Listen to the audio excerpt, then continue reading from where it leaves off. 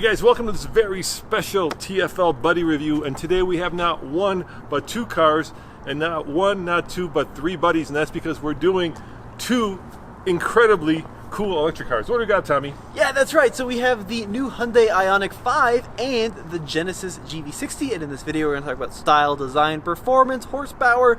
We'll test the navigation, test the ride quality, and that's a lot of stuff.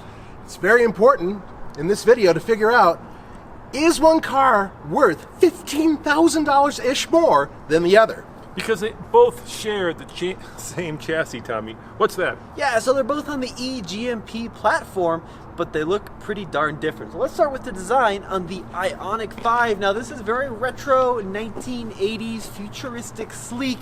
It's very, very cool. So they've gone with this pixel motive. So everything is squared off, and everything, Cole, if you want to come to the front, is in the shape of a pixel. So take a look at like the headlights, right? You got these little pixel headlights. Got louvers in the front. We got these really angular wheels. I think it's a fantastic looking car. Now the GV60, well, I'll have Nathan take you through that one because it's pretty darn different. Nathan, what do you think of the look of the GV60? I think it's outstanding. It's very rounded. It actually is sort of like the opposite, the antithesis of the Hyundai, because of the GV60's shape and family resemblance. So you could take it all the way through, and you can see that they deliberately went through and made a clamshell hood, even though it's not exactly a hood, and this line that goes all the way through the vehicle, all the way up to the top. Very different than the Hyundai. This vehicle does look elegant, and it does look like the other Genesis vehicles. Now there's one more car that's missing from this trio, and that is of course the Kia EV6, because Kia, Hyundai, and Genesis are all part of the same family of cars. But Tommy, why don't we look under the hood and see if they have frunks? You want to pop them open? I'll pop this one open.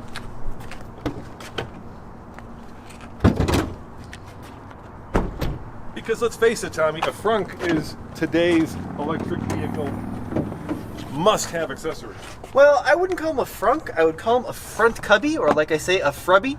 So just enough space for the charging cable and just enough space for something more bougie than a charging cable.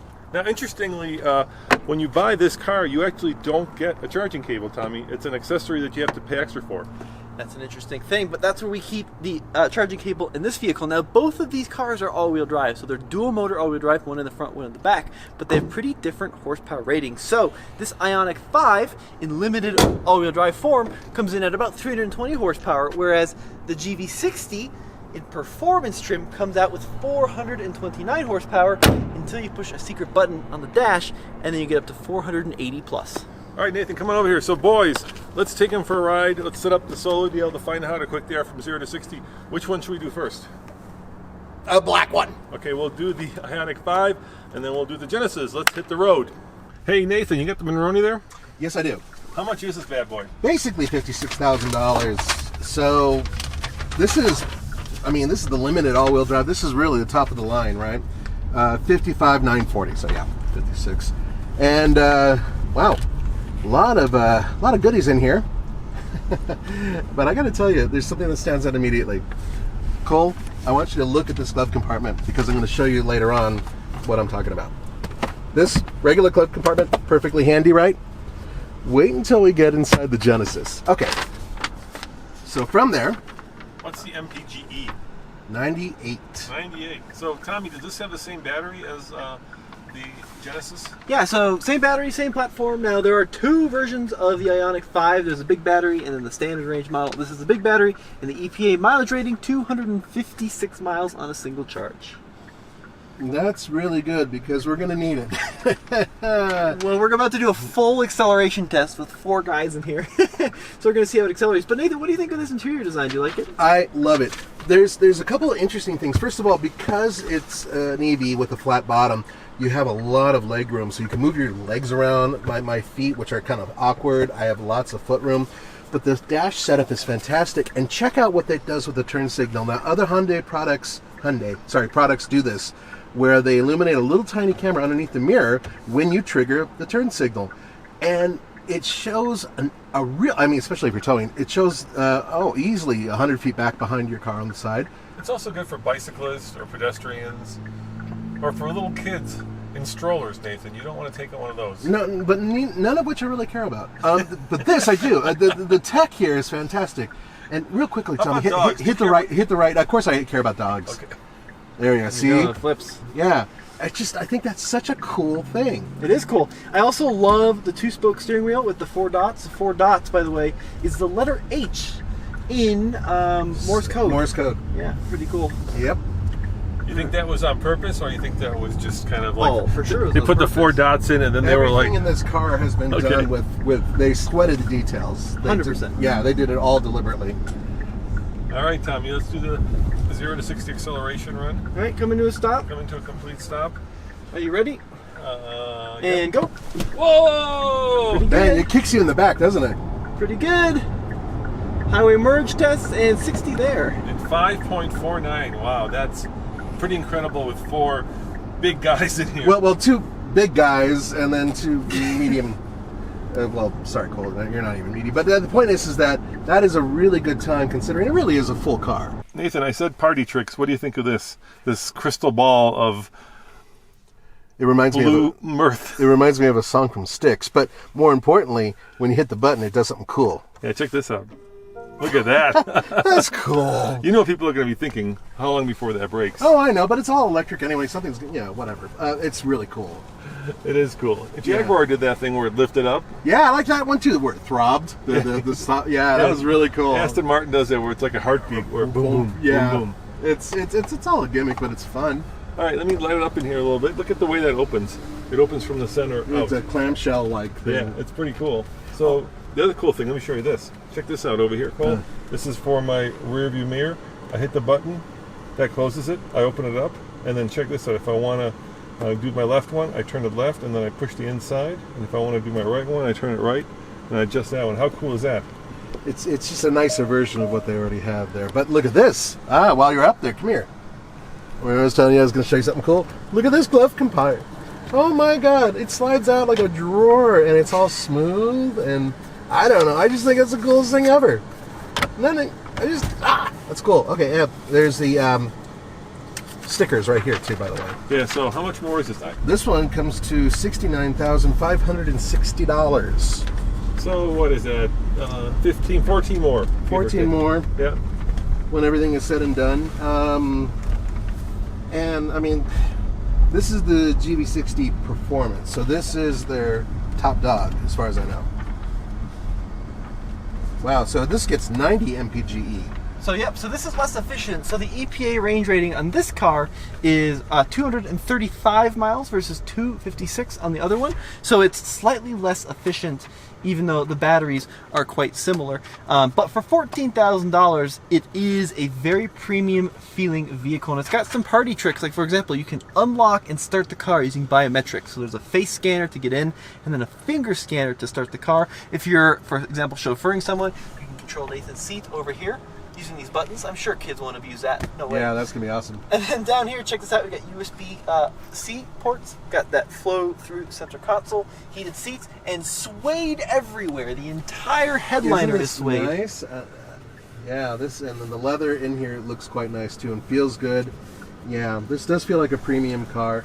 Really, the dead giveaways we discussed earlier.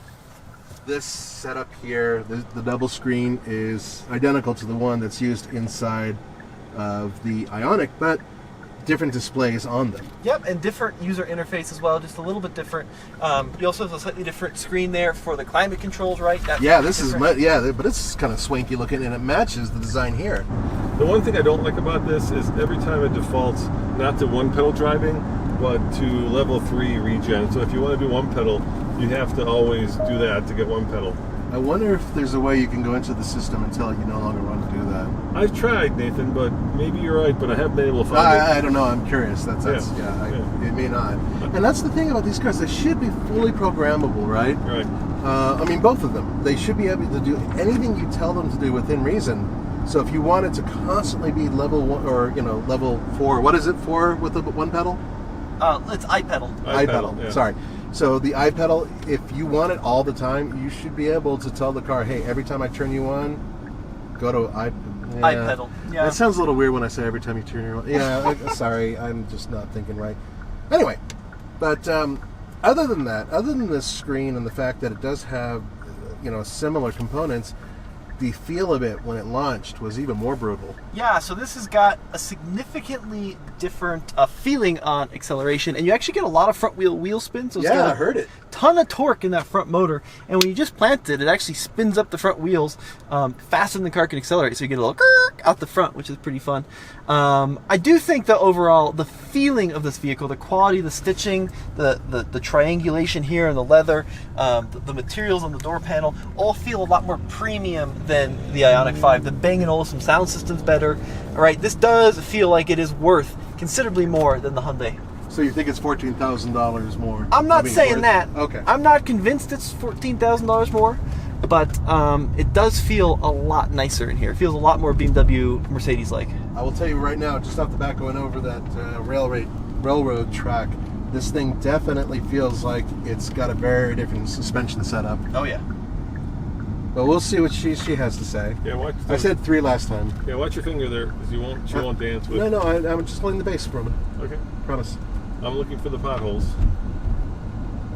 She's dancing a little.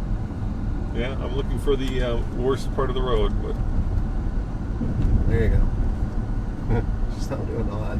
no, I'd say it's even better. It's better. Yeah, it's better. I mean, I just hit a pothole and Yeah. she barely moved. There's one big pothole coming up on your right. Yep, I'll hit those. Yeah, hit those. And let's have. Oh, actually, that was drained. But okay, she moved a little bit.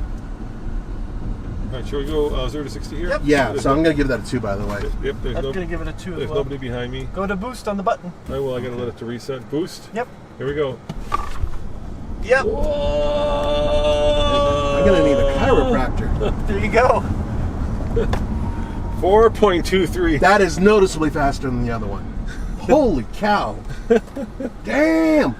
Yeah, that's Just that's in time for the 35-mile-an-hour sign too.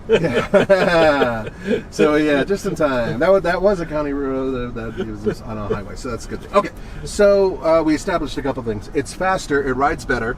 It's quieter. It's more luxurious. It's wider.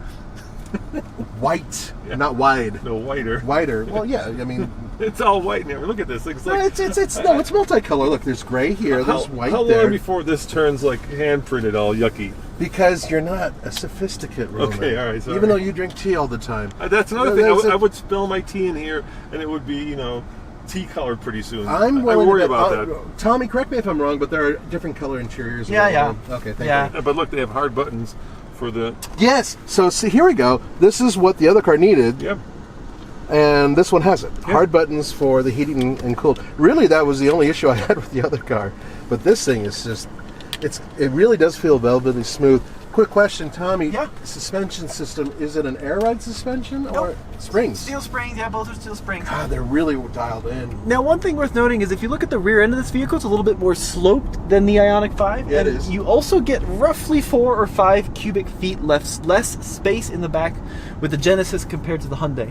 So you get a slightly more roomier cabin in the Hyundai than in the Genesis. And it just feels like the visual space usage feels a little bit bigger in the Hyundai. This feels a little bit more kind of closed off, but it's still pretty spacious. Look at the back seat room, completely flat floor back here, easily seat 5 people. So the rear space is really good. We tried the. You want to try the Snarf thing, then? I think. yeah. You want to try it? Yeah. It's exactly the same system. I tried. All right, I'll try it. Let me find where the button is. The other thing that's cool about here, there are 2 buttons here, Tommy, a circle and a star. Yep. You can program those to do whatever you want. Sure can. All right, here you go. Navigate to Snarf's sandwiches. 7 results found. Perfect. Exactly Perfect. the same. Exactly the same. I don't think this About the moves. same amount I of don't time. think this moves. Yeah, I was trying to find if there was Yeah. a handle. It feels like there's a I handle. didn't understand Oh, you. Cancel. cancel. Sorry. I'm sorry. Sorry, my fault. Yeah, so the center console doesn't move. Now, if you want to kind of swipe to your right, Dad, on the screen there, you can kind of see that it's a different design in terms of the way it's incorporated. And I love how when you hover over the different systems, it goes from color to black and white. Yeah, click on the EV page. I can show you some cool stuff Time to in go. there. It shows you your range with climate control on and off. It shows you some of the stats. Both of these vehicles, by the way, have V2L, which stands for vehicle to load. So you can plug stuff into them. There's a power outlet underneath the seat here, and you can charge stuff up. You can, power your campsite. Really nice features there. All right, well, let's close this up and gentlemen decide if it's worth the additional 15 or so K for the Genesis versus the IONIQ. You know, that is a really hard call. All right, boys, I think on the TFL scale of buy it, lease it, rent it, or forget it, we're all going to give it a buy it, right? Oh, hell yeah. All right, so Nathan, Genesis or Hyundai? Well, I'm all about value, always. And so I would say the Hyundai, you get a lot of car for the money compared to the Genesis. But the Genesis is so compelling. If you were to give me a big fat raise, I would say the Genesis. And Tommy, same question. I am going to go for the Genesis because I think that the interior improvements, some of the added features, and just the sheer acceleration makes it worth it. Yeah, I'm with you guys too. As much as I love the Hyundai, if I had the extra cash, I'd definitely do the Genesis. It feels premium and it's more powerful, and it's got some pretty cool party tricks. I'm still choosing the Hyundai. All right, fair enough. Well, guys, thank you very much. Let us know in the comments which one you would choose. And remember, go to alltfl.com. For what, Tommy? News, views, and real world reviews of everything EV and gas and classic and motorcycle. Just check it out.